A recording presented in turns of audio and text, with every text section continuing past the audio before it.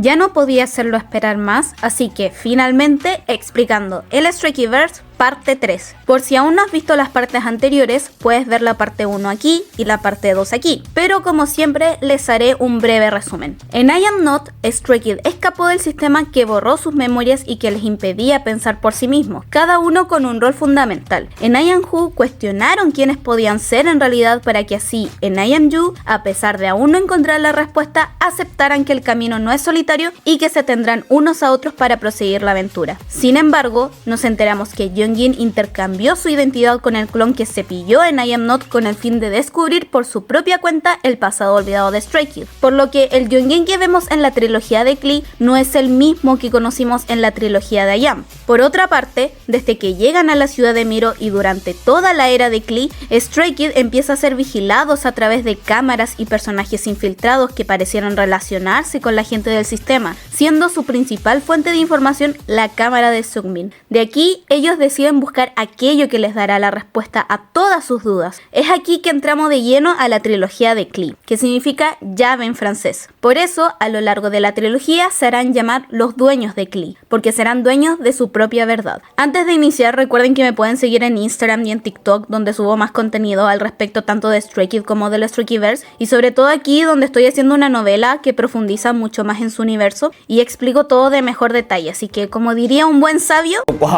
좋아요, 알림 설정까지 꾹.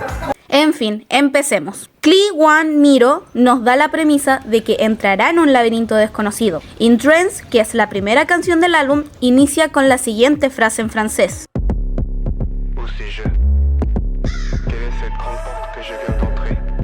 Pedazo de intro, por cierto. Al igual que Elevator, aquí la palabra Miro, que significa laberinto en coreano, se le agrega una H, que simboliza el infierno o el paraíso que puede ser este laberinto dependiendo de cómo Stray Kids se comporte. Corrieron por la ciudad sin dudarlo, sin pensar en las consecuencias. En la ciudad que vemos en Miro, más conocida como la ciudad de la jungla, se nos muestran a unos hombres que parecieran estar en algún tipo de campaña política, donde la gente que los apoya llevan carteles con frases como orden, desorden, el mundo es el mismo, algo pasó, nada cambió. Nos dan a entender que la ideología que promueven busca crear un nuevo mundo donde todos sean similares y con el mismo orden, que si ese mundo distópico creó algo, en realidad no cambió nada, y todo sigue igual, bastante parecido a la ideología del sistema, el ser todos iguales. Aquí nos movemos al unveil track de Victory Song, donde Stray Kids parecen ser interrogados por alguien.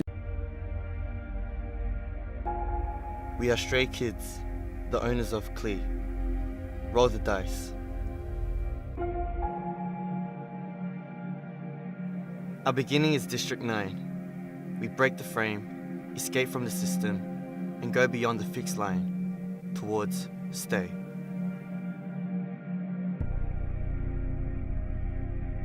We came to listen to the victory song. So ring the 승전가.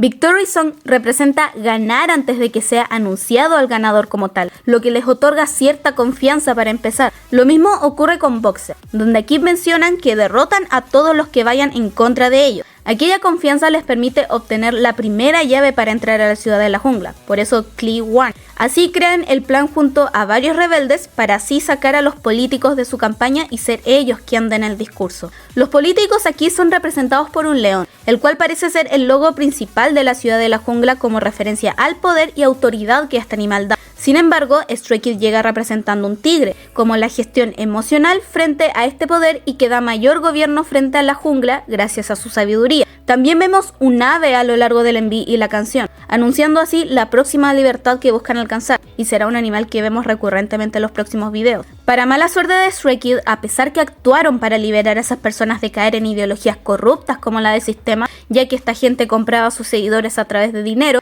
las noches pasaron y no hubo cambios. Como decían las pancartas, algo pasó, nada cambió. Night Teen y Chronosaurus representan la ansiedad de acordarse que aún tienen un objetivo y que al final no está en el logro que obtuvieron en la ciudad de la jungla. Ambas canciones hablan sobre el rápido paso del tiempo. Night Teen enfatiza en las ganas de regresar atrás y Chronosaurus en abstenerse a correr para escapar porque es lo único que pueden hacer. Por cierto, mientras analizaba estos dos videos me di cuenta que no tienen ninguna conexión directa con el lore de Stray Kids, pero sí con simbolismo de su carrera musical. Y me gustaría hacer un video al respecto para explicar el trasfondo de estos videos, por si les interesa, no sé, díganme. Maze of Memories refuta la idea del desorden mental que uno tiene, similar a un laberinto, pero concluye que aún no es momento de rendirse. Por lo tanto, Stray Kids decide darle la espalda al mundo y tomar el camino no tomado. Aquí empieza lo interesante, porque la primera llave, como dije, la encontraron y ocuparon para entrar a Miro. Y la segunda fue encontrada por Chan, y la usaron en este elevador, el cual se pillaron en la ciudad.